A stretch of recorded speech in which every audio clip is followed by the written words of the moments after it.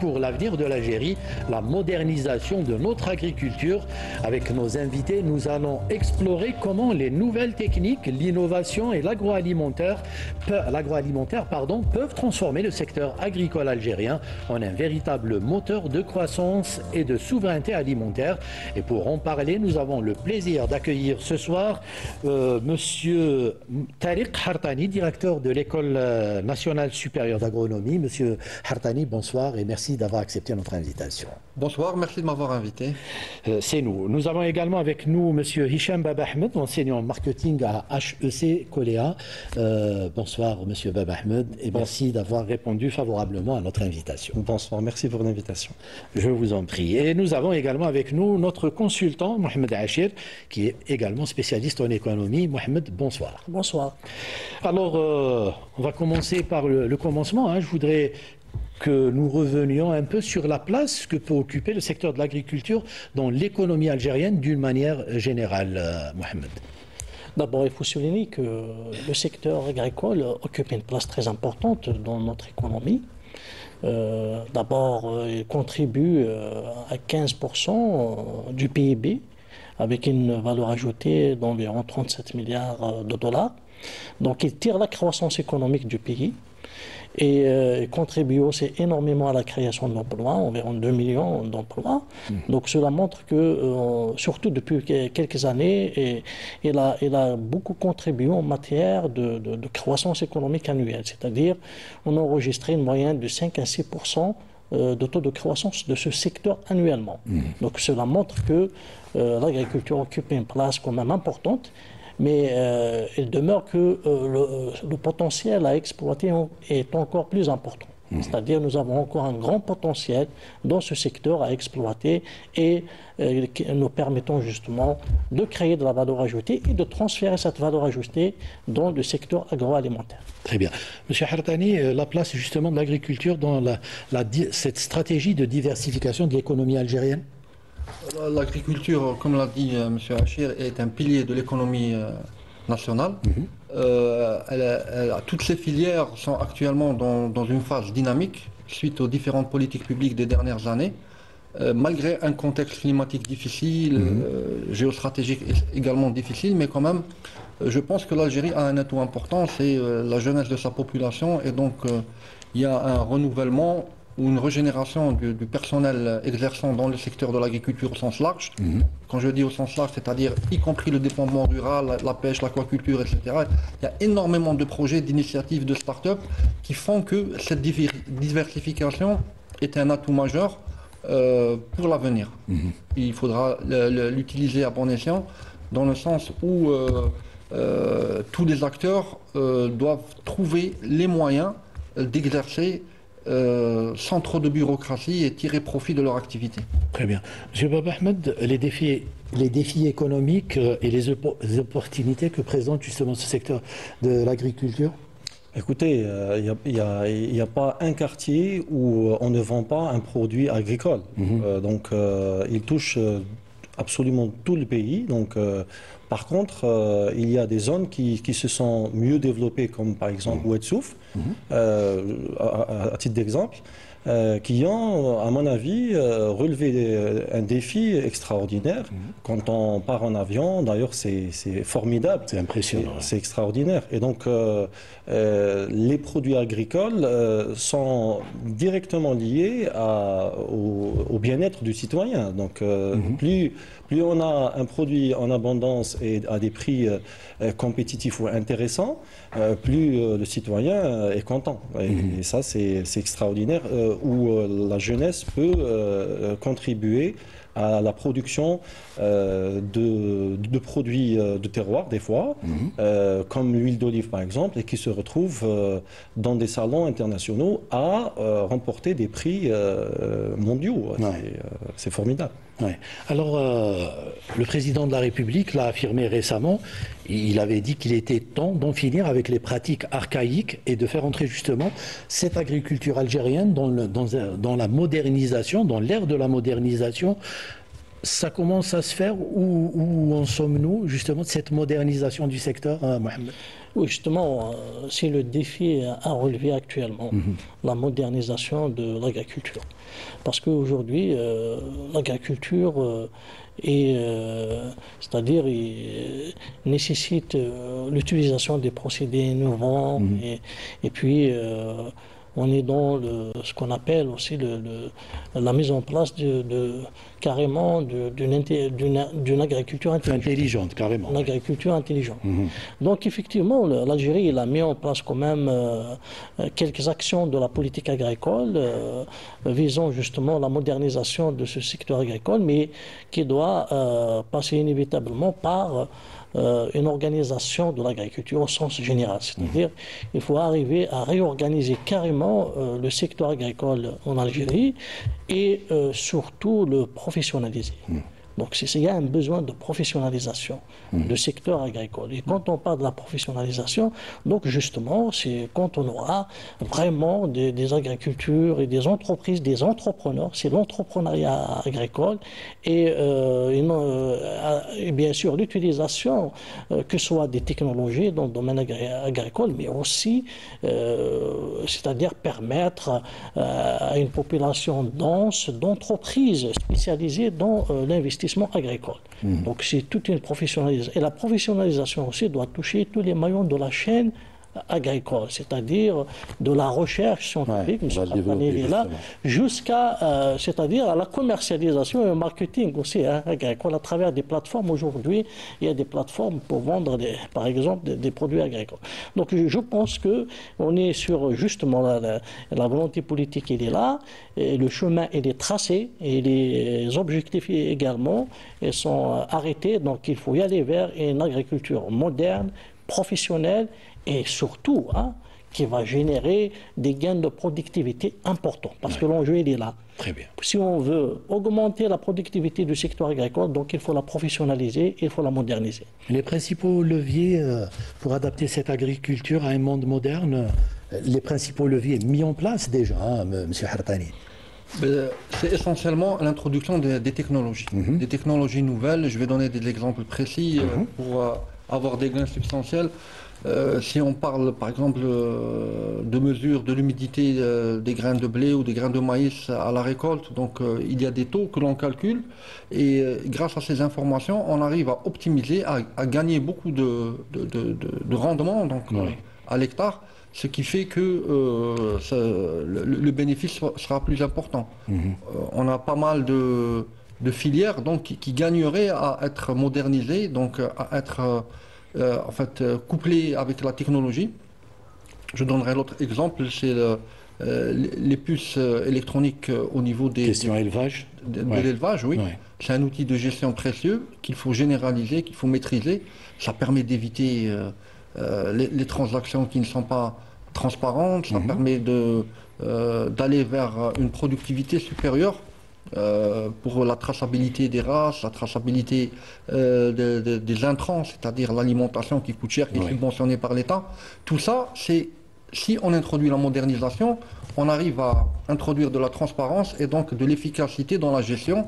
Et je pense que le décideur public, il a besoin de ces instruments pour obtenir des résultats palpables, que ce soit quelle que soit la filière, que ce soit la filière végétale, la filière animale, les cultures industrielles également. Donc tout ça, c'est appelé à se moderniser et à vivre cette révolution technologique mondiale qui est l'introduction de la technologie, donc tout ce qui est la maîtrise de la programmation, des capteurs, des drones, etc. dans le processus de production. On parle beaucoup d'autosuffisance de nos jours et on sait à quel point c'est important. À part les agrumes, à part les céréales, quelles sont les filières qu'on peut cibler justement et espérer un jour arriver à l'autosuffisance, du moins peut-être au moyen terme, M. Hartani? Si on regarde les produits agricoles importés, l'Algérie a l'avantage en fait d'être en déficit sur quelques filières. On peut citer le lait, certaines céréales, par exemple le soja, etc., les viandes. Mais il y a des progrès qui sont faits.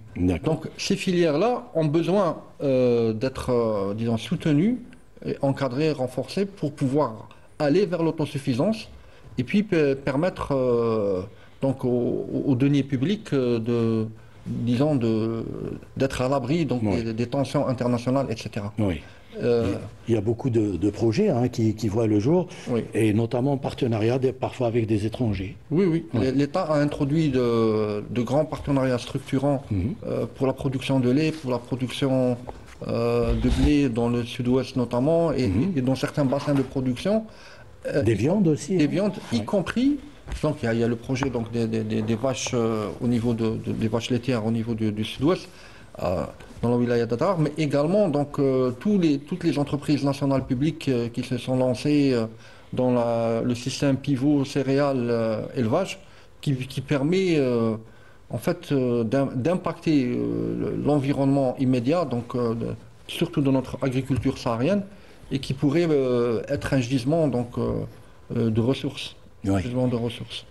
Monsieur Baba Ahmed, vous parliez tout à l'heure, vous êtes en contact, je rappelle que vous êtes enseignant en marketing à HEC Qléa, vous êtes en contact avec les agriculteurs, notamment les jeunes. Vous sentez ce changement de mentalité à un certain moment? L'agriculture, tout le monde l'a fuyé parce que c'était un métier dur, parce que ça ne rapportait pas beaucoup d'argent. Les mentalités ont évolué, on revient de plus en plus vers l'agriculture parce qu'il y a du fric à se faire. Exactement. Il y a de l'argent à se faire. Oui, parce que honnêtement, même l'image de marque de l'agriculteur que dégageaient certains agriculteurs ne donnait pas envie à certains jeunes de devenir agriculteurs. Donc maintenant, ça a changé. Donc on a des jeunes qui s'intéressent aux objets connectés pour pouvoir optimiser la ressource en eau. Parce que qui dit dépense en eau, dit les pompes, tout ce qui est forage et tout. Donc ça consomme beaucoup d'eau dans certaines régions. Donc du coup, pour optimiser le prix de vente, un agriculteur doit penser à ce que consomme un arbre par semaine je vais dire peut-être au millilitre près. Et actuellement, quand on a l'image que donne même l'État en nommant un ministre jeune à la tête de ce secteur, c'est un signe très positif pour une jeunesse déjà qui s'est investie au niveau de l'agriculture, mais je pense même pour demain, c'est-à-dire stratégiquement parlant, il y aura pas mal de filières qui vont avoir beaucoup de jeunes qui vont s'investir parce que c'est une industrie de demain.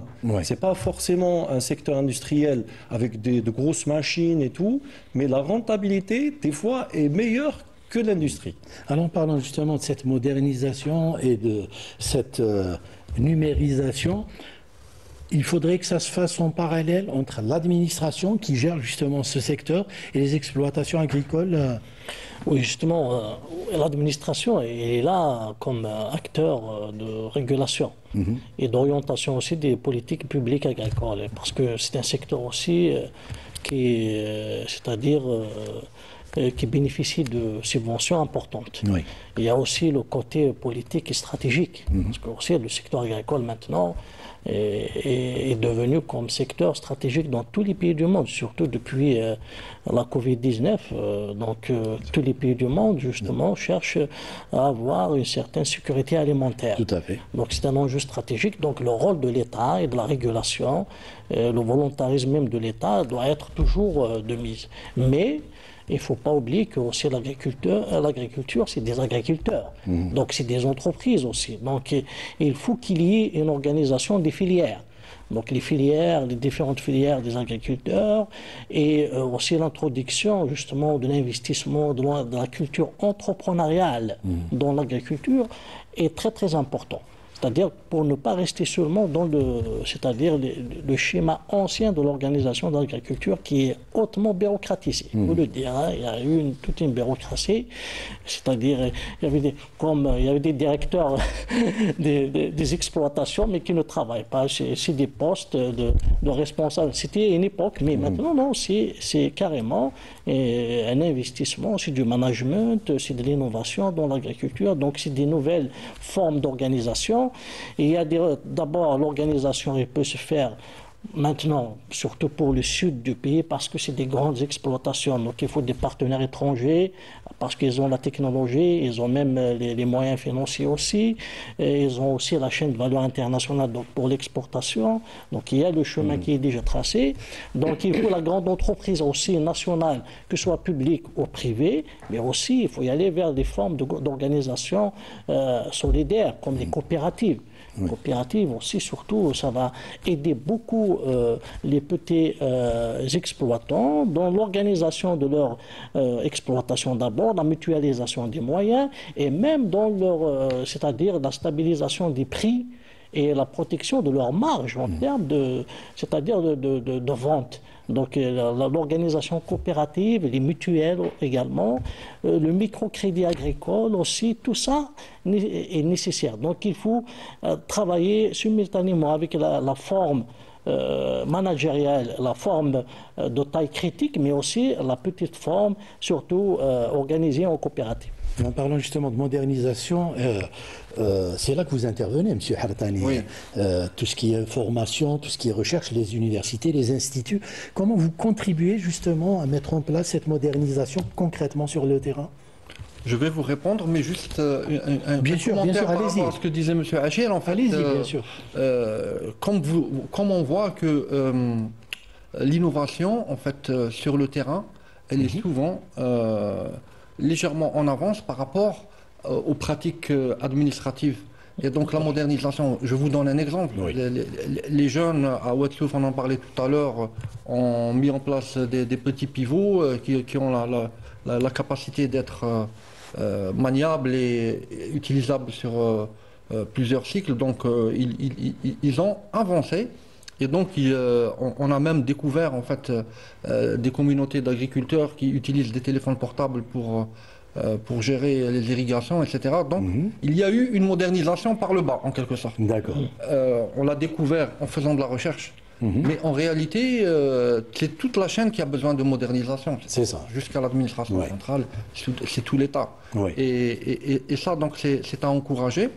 Maintenant, c'est vrai que le rôle de la recherche et des universités dans cette modernisation, d'abord, on parle aujourd'hui d'université 4.0. Le secteur de l'enseignement supérieur a introduit le projet Université 4.0, c'est-à-dire qu'on digitalise pratiquement toutes les datas pour pouvoir manier. Donc, c'est un instrument de gestion à tous les niveaux par rapport à la qualité de vie de l'étudiant dans son établissement, aux conditions de travail du chercheur dans son laboratoire, par rapport à l'état d'avancement, par exemple, d'un processus de création de semences de blé, etc. Donc, tout ça, ça fait partie d'un ensemble, d'un ensemble qui tend à moderniser pratiquement tous les secteurs de l'économie algérienne. Allez-y, Voilà. allez-y. Et donc, il faut que cette recherche-là puisse répondre donc, aux besoins qu'on rencontre sur le terrain, parce qu'aujourd'hui, on a besoin d'efficacité dans la gestion de l'énergie, dans la gestion de l'eau, dans la gestion des intrants agricoles, parce qu'on ne maîtrise pas, il y a une partie des intrants que nous importons, et donc il y a besoin, et donc en digitalisant ces informations et en les rendant accessibles à qui de droit, on permet d'améliorer le processus de production. Très bien. Alors, on a parlé des mentalités qui évoluent. Il y a aussi un domaine où ça bouge beaucoup, c'est celui justement du marketing. À un certain moment, la question était de répondre aux besoins, donc on ne faisait pas trop attention à cet aspect-là, mais là, ça a changé. Qu'est-ce qui est fait justement dans le domaine du marketing pour valoriser nos produits aussi bien sur le marché local que sur le marché international, Monsieur Baba Ahmed? C'est le consommateur, parce qu'actuellement, le consommateur a accès à des pages sur des réseaux sociaux et tout. Et il voit ce qui se fait ailleurs. Exactement. Donc on voit que la pomme algérienne est bien présentée, la poire, tout ce qui est... Bon, c'est vrai que ça touche beaucoup plus les fruits que les légumes, mais même les légumes commencent à se positionner. Et là, c'est pour plaire aux consommateurs. Quand on part dans des marchés actuellement, c'est joli. Il y a un mélange de couleurs. Donc tout le monde fait un effort. C'est bien présenté. Tout le monde fait un effort pour que le consommateur puisse être à l'aise. On arrive même à laisser le consommateur choisir. C'était presque impossible il y a 20 ans. On continue à avoir ce genre de quelques réflexions pareilles, mais en général, quand on a une production intéressante, le vendeur vous laisse choisir. Et ça, c'est grâce à une production plus ou moins contrôlée, plus ou moins. Donc il y a un investissement scientifique sans le vouloir peut-être. Les agriculteurs font des recherches sur un benchmark sur ce que fait un agriculteur aux États-Unis, au Japon, etc. Donc c'est intéressant. C'est vrai que peut-être ce n'est pas une recherche scientifique pure, mais quand on trouve des objets connectés dans des terres, par exemple, et quand on trouve des jeunes agriculteurs qui posent des questions sur la fréquence radio à utiliser sur tel ou tel capteur parce qu'il ne peut pas marcher avec Internet, donc ce genre de questions, honnêtement, c'était impossible à croiser il y a 15-20 ans. Donc même les réseaux sociaux, peut-être, ont contribué d'une manière peut-être indirecte ou directe, à faire évoluer la mentalité si on parle agriculture, c'est pas forcément quelque chose qui est obsolète, c'est pas forcément quelque chose qui est en relation avec la poussière ou autre. Actuellement, c'est vrai que quand ils travaillent, c'est poussiéreux, mais le résultat est intéressant. Alors je vais vous poser une question, Monsieur Achir. Et je suis sûr que M. Hartani complétera votre réponse. C'est par rapport à ces innovations, elles contribuent comment concrètement dans l'augmentation de la productivité et notamment la gestion, par exemple, des ressources hydriques qui est un enjeu majeur en Algérie. Et bon, à l'occasion, déjà, le prix Nobel d'économie a été attribué hier, je pense, ou avant-hier, à 3 économistes qui ont travaillé sur le rôle de l'innovation dans la croissance. Là, c'est-à-dire c'est une évidence, l'innovation et la croissance économique. Donc, dans l'agriculture aujourd'hui, surtout l'agriculture des pays très avancés, les États-Unis d'Amérique, la Chine, etc. Donc on trouve des procédés technologiques innovants, c'est-à-dire qui permettent une productivité incroyable. Tout à l'heure, M. Hartani parlait justement de ces systèmes de capteurs qui testent l'humidité de la terre, etc. Et puis l'intelligence artificielle utilisée aussi pour justement mieux optimiser, l'optimisation. Dans l'optimisation de l'utilisation des moyens, de l'irrigation par exemple d'appoint, etc. Et Arizona par exemple, aux États-Unis d'Amérique, une terre aride mais qui est transformée vraiment en grand champ de culture, surtout de maïs, et ça donne des niveaux de production incroyables et de productivité. Donc c'est ça l'innovation. L'utilisation de cette innovation va permettre justement une productivité importante, donc des rendements importants, donc des revenus importants. Donc après, donc en termes c'est-à-dire de rentabilité pour l'entreprise, ça fait augmenter. Et puis il y a l'effet d'abord d'augmentation donc de la quantité de production et bien sûr surtout pour les pays dont l'agriculture est fiscalisée, etc. Donc ça donne quand même il y a des retombées budgétaires aussi, donc de recettes importantes. Et l'Algérie justement, pour l'Algérie c'est un défi important. Pourquoi? C'est vrai qu'on a plus de 8 millions, c'est-à-dire d'hectares de surface agricole utile, mais on pourrait aussi augmenter. Mais il faut de l'agriculture qui utilise de la technologie pour augmenter la productivité, parce que nous avons une équation un peu difficile aujourd'hui, c'est l'augmentation de... alors vous pouvez... On va y arriver justement. Oui, c'est ça, l'augmentation de la population, etc. Donc, si on n'utilise pas la technologie, les techniques innovantes, etc., que ce soit dans la semence ou bien dans la culture et même dans la récolte. Aujourd'hui, dans la récolte, par exemple, il y a des machines qui sont utilisées et qui font de... On doit prendre en compte cette démographie justement Bien pour sûr. répondre à ces besoins. Bien sûr. Ouais. Par exemple, si dans les moissonneuses-batteuses modernes aujourd'hui, c'est-à-dire ils réduisent au maximum les pertes du blé. Ouais.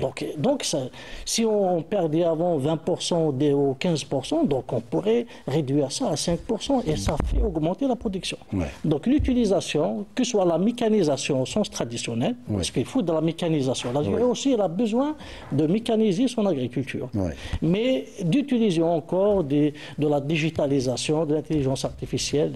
Je voudrais entendre justement M. Hartani par rapport à cette mécanisation. Où en sommes-nous par rapport justement à cette mécanisation? Mais avant cela, puisque nous parlions de l'innovation, qu'est-ce qu'il faut faire pour encourager ces jeunes agriculteurs à adopter, à aller vers ces nouvelles technologies? Et comment faire pour que les agriculteurs de l'ancienne génération comprennent que ces innovations ne sont pas une menace, mais plutôt un allié pour eux? En fait, je commencerai par la dernière question. Je reviens. En fait, la question ou la problématique des jeunes agriculteurs et des anciens agriculteurs, en fait, le flambeau se transmet naturellement, c'est-à-dire de génération en génération, et chaque génération vit son temps. 100 ans, oui. Oui, oui. Mais ce que je voudrais dire, pour parapher un peu M. Achir tout à l'heure, c'est que l'innovation apportera de la précision dans notre agriculture. Quand je dis précision, je peux donner des exemples. Justement, vous parlez d'agriculture de précision. Oui. On entend quoi par agriculture de précision, M. Par exemple, être capable, nous travaillons par exemple sur un projet de valorisation ou d'exportation du safran, donc on mesure l'humidité au pourcent près, et ça nous fait des gains par rapport au risque de maladie, par rapport à la qualité du produit, et donc on devient compétitif sur le marché. Oui. Si j'ai bien compris, c'est allier l'agronomie à l'intelligence artificielle. C'est ça, une agriculture de précision. Oui, à l'intelligence artificielle. À l'intelligence artificielle. Grâce à des séries de mesures, donc on apprend à des machines à réfléchir en fait, et puis on leur pose ensuite une question. C'est incroyable. Elle nous donne la réponse par le chemin raccourci en quelque sorte. C'est ce qu'on explique aux étudiants. Après, maintenant, qu'est-ce qu'il faut pour que cette culture de l'intelligence artificielle se généralise? Donc déjà au niveau des paliers d'enseignement, on a introduit ces modules, nous sommes en train de généraliser ce type d'enseignement. C'est-à-dire savoir programmer en Python, savoir digitaliser des datas pour pouvoir laisser libre cours au génie d'introduire des initiatives. Oui. Donc, libérer ce génie et le laisser s'exprimer. Ça peut être l'élevage de volailles, ça peut être de l'apiculture chez les dames, chez les personnes qui vivent dans des recoins isolés. Donc il y a un rôle social, il y a un rôle économique.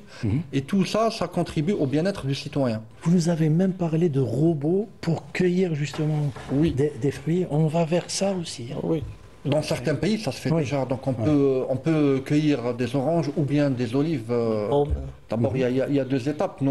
Un de nos étudiants a travaillé par exemple sur la reconnaissance des fruits mûrs par l'intelligence artificielle. Donc en reconnaissance des couleurs, on lui explique.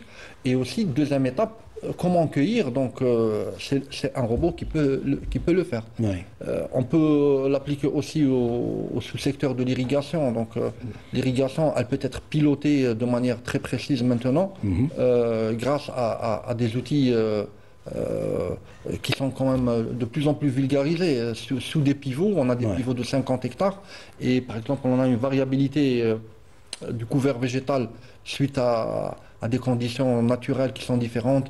Le sol est un peu variable ou alors il y a la direction des vents, etc. Et donc la machine, on peut lui apprendre comment équilibrer l'arrosage pour pouvoir avoir un rendement homogène sur toute la parcelle. Et ces formations sont disponibles chez nous. On a déjà une promotion formée justement dans cette agriculture de précision? Nous avons quelques pépites, effectivement. Très bien, très bien. Alors, Monsieur Baba Ahmed, ma question, encourager justement cette agriculture de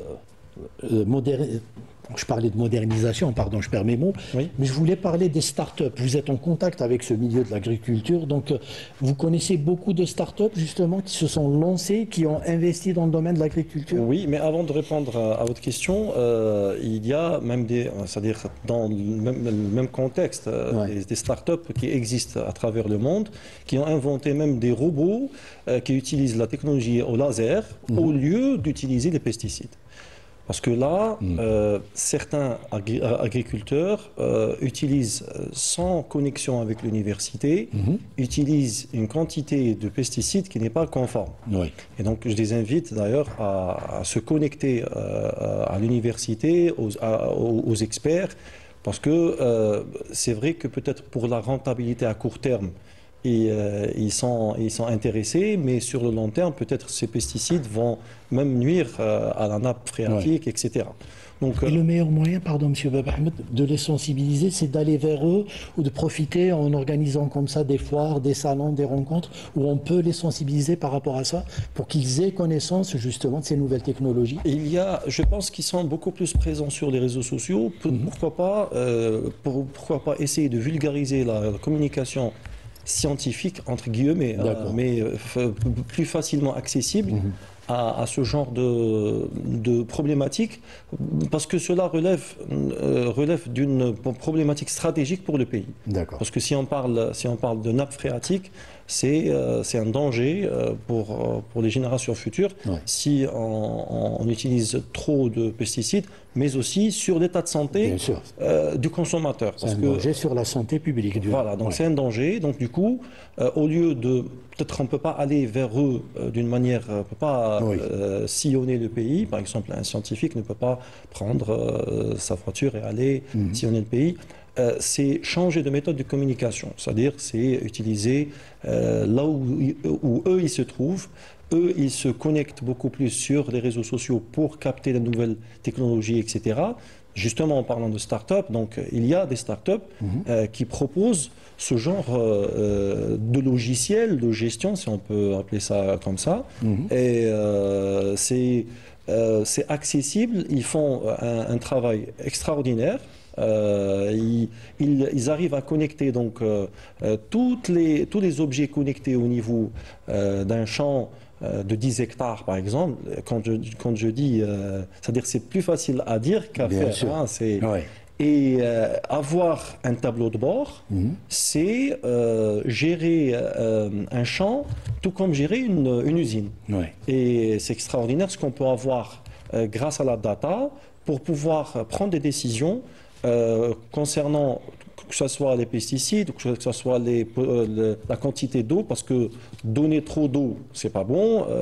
Ne pas en donner assez, c'est pas bon aussi. Et dans certaines régions, des fois, si on a 20 hectares ou 30 hectares, il y a des zones plus humides que d'autres. Donc le système arrive à gérer la différence d'eau à travers les 15, 20 hectares, 100 hectares. Ce travail se fait de sensibilisation, M. Hartani? La communication est un facteur essentiel de la réussite de toute politique agricole et rurale. Et on sait déjà maintenant que la communication institutionnelle ne suffit pas. C'est-à-dire qu'il faut aller au-delà, parce que il y a différents moyens aujourd'hui de communication. Il y a d'abord l'Institut national de vulgarisation agricole qui fait son travail, mais compte tenu donc de toute l'étendue du pays, donc il y a 58 wilayas, il y a beaucoup d'endroits reculés qui sont difficiles à atteindre. Je connais beaucoup de terrains où la bonne information n'arrive pas correctement.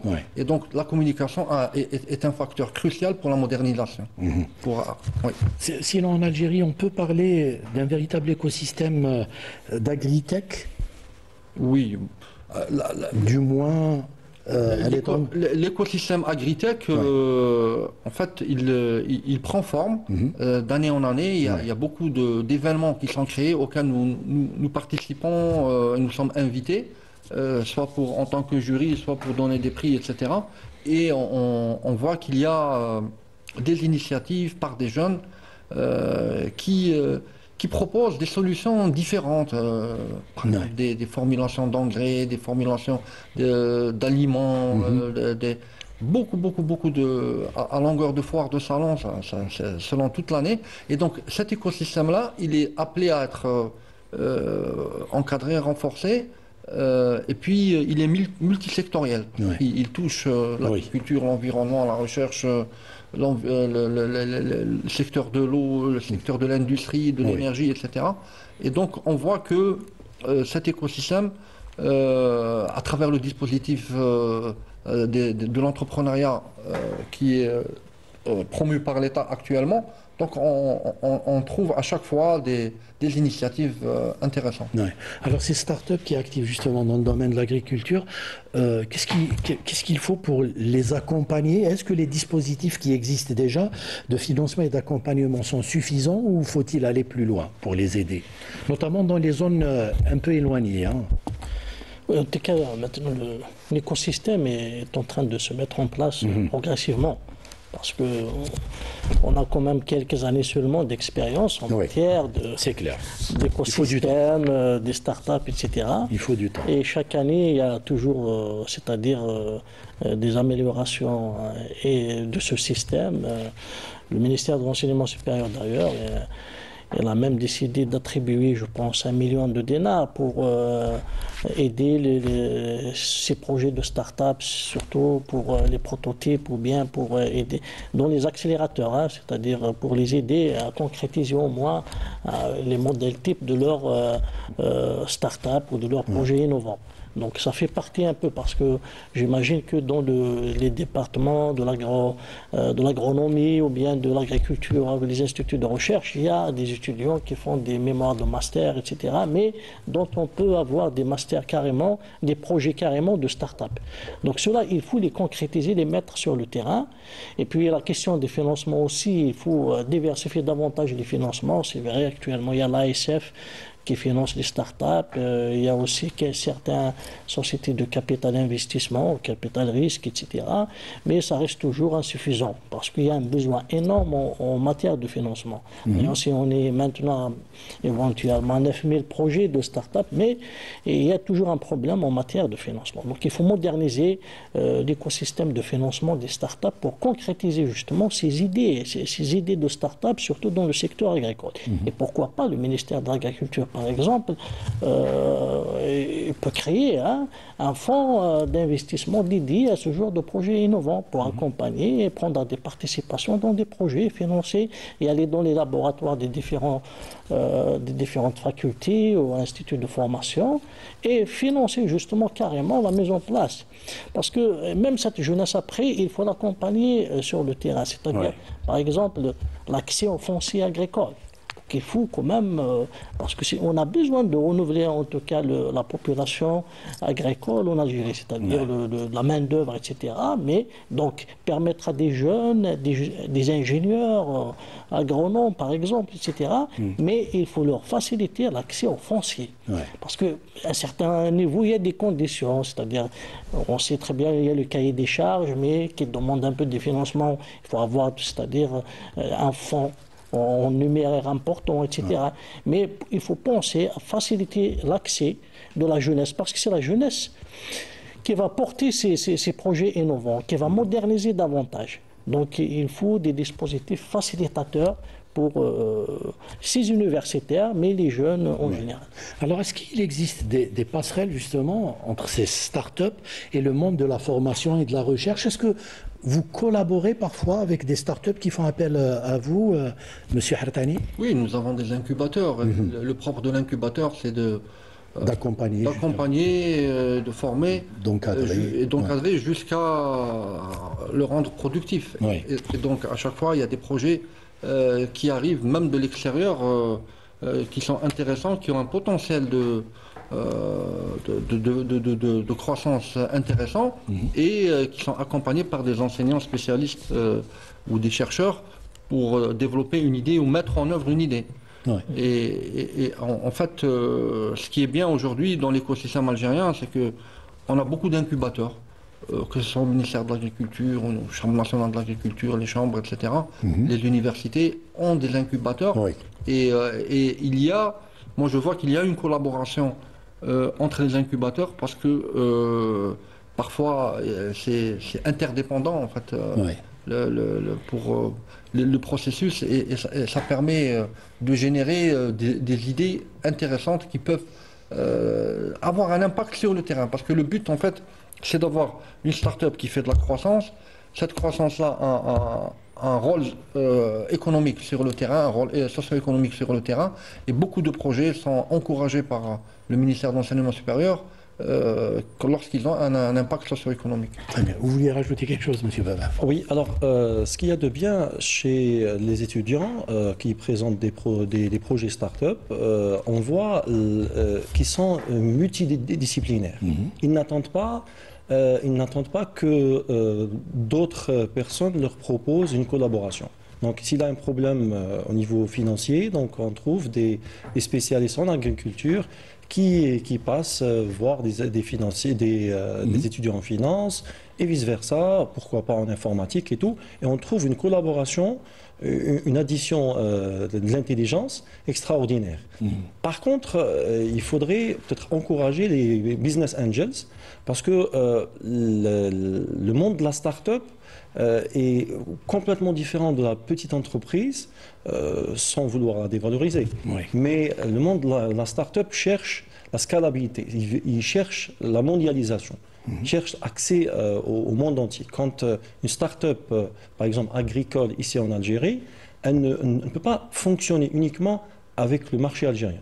Donc on ne parle pas de millions de dinars, on parle de millions de dollars.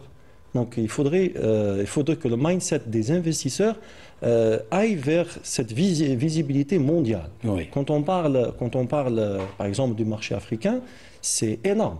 Ce que la start-up algérienne elle peut se positionner au niveau non seulement africain, pourquoi pas européen, parce que les solutions que propose un Algérien sont des solutions pour l'agriculture.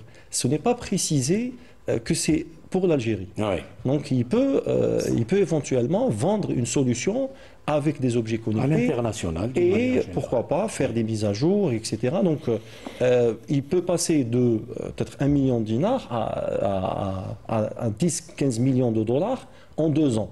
Chose qui est compliquée à faire chez une petite entreprise. Alors, on parle d'un système d'information agricole à mettre en place. Il s'agit de quoi réellement, M. Hartani?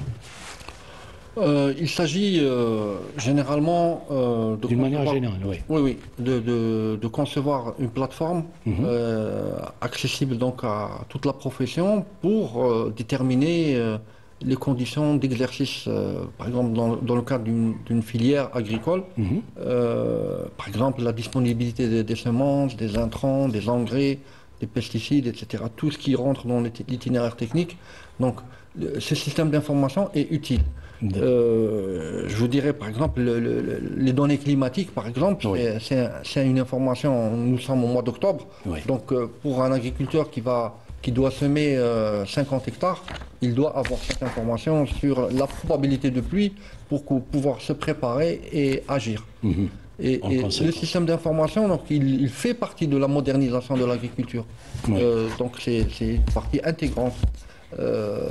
Ce système d'information aussi, il permet, c'est un outil de gestion. Donc il y a eu le recensement général de l'agriculture qui a été fait il y a environ une année, un peu plus d'une année. Ce sont des informations qui sont utiles pour la gouvernance des exploitations agricoles. Oui. Oui. Très bien. Alors, très rapidement, un mot sur l'agroalimentaire qui est un maillon essentiel et qui pourrait justement, en le développant, réduire la facture d'importation de l'Algérie, Mohamed. Tout à fait, mais cette question est liée à la précédente. Quand on a un système d'information, on a une base de données, on sait où il y a un potentiel de production, les produits maraîchers, les fruits, les légumes, etc.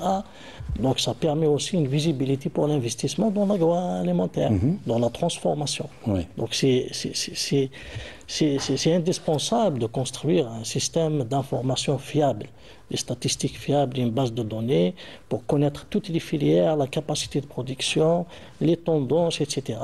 Et la superficie aussi, une cartographie des filières, par exemple la cartographie numérisée encore, hein, une cartographie numérisée pour, par exemple, les cultures stratégiques comme les céréales.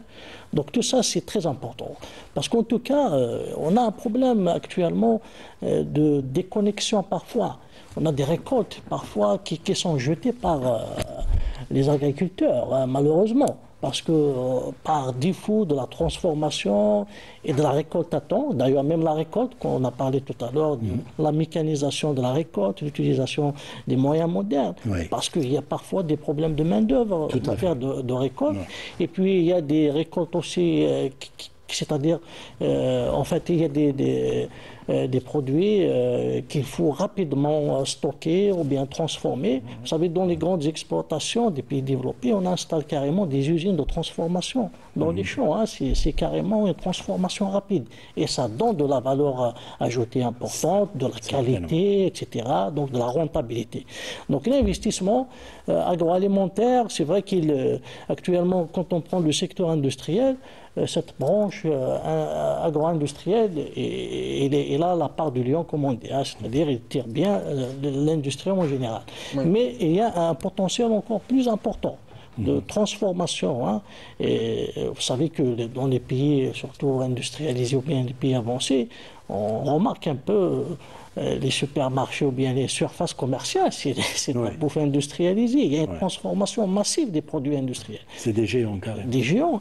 Il y a aussi la question d'emballage aussi. Il faut développer davantage l'emballage de l'industrie agroalimentaire.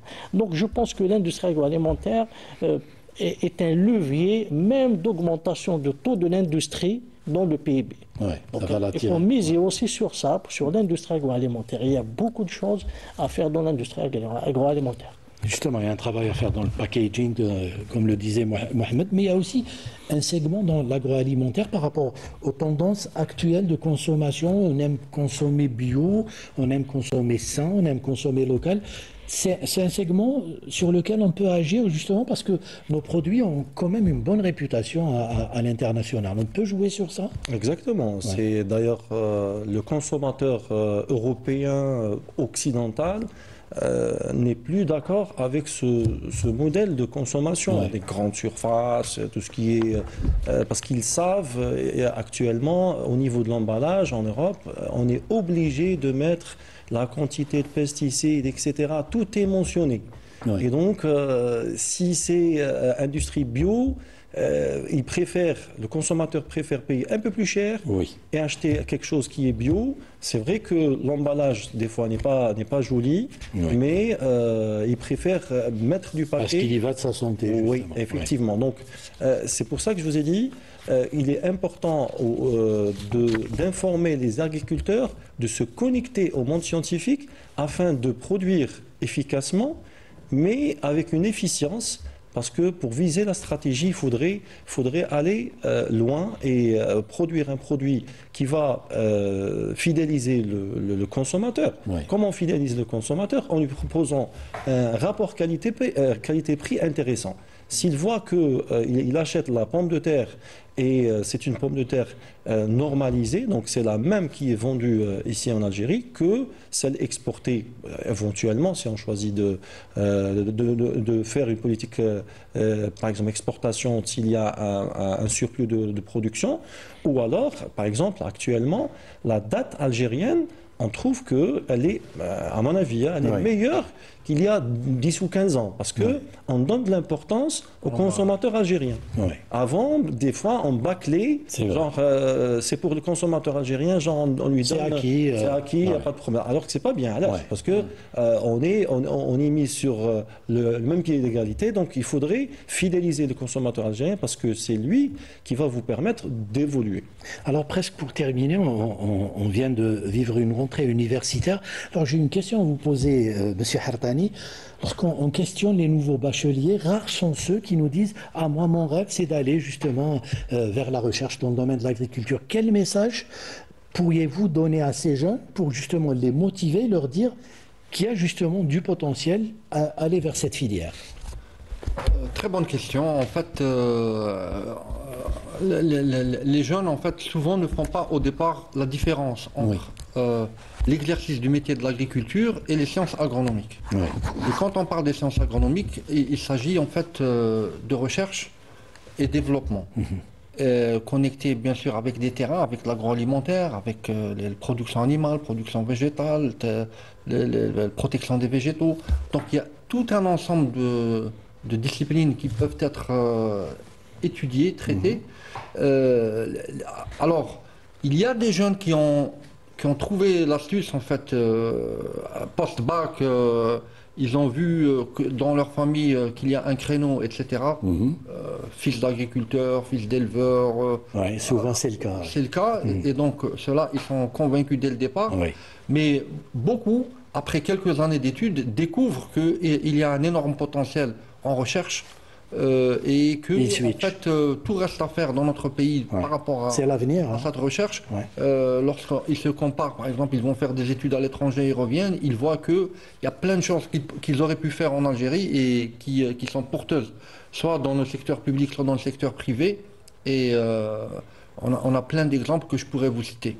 Oui, très bien. Oui. Alors on me dit qu'il faut rendre l'antenne, hein, le temps imparti à l'émission est terminé. Merci beaucoup messieurs pour ces éclairages très passionnants et très intéressants. Alors je rappelle que nous avions avec nous donc Monsieur Tarek Hartani, directeur de l'École nationale supérieure d'agronomie, et Monsieur Hicham Bab Ahmed, enseignant en marketing à HEC Qléa, et puis Mohamed Achir, spécialiste en économie et consultant de la chaîne. Merci à vous de nous avoir suivis. Excellente soirée. À très bientôt.